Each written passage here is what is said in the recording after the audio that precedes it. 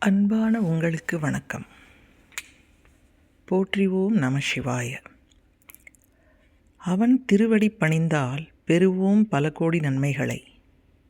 அந்த திருவடி எப்படிப்பட்டது என்பதை விளக்கும் அழகான தேவாரப் பாடல் உங்களுக்காக.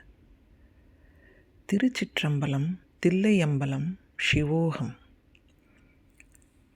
மன்னும் மலைமகள் கையால் வருடின, மாமறைகள் சொன்னதுரை தோறும் தூப்பொருளாயின.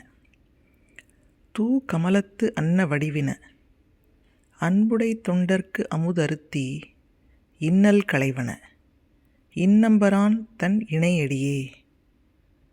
திருச்சிற்றம்பலம், தில்லையம்பலம், சிவோகம். ஓம் நம சிவாய. ஓம் நம சிவாய.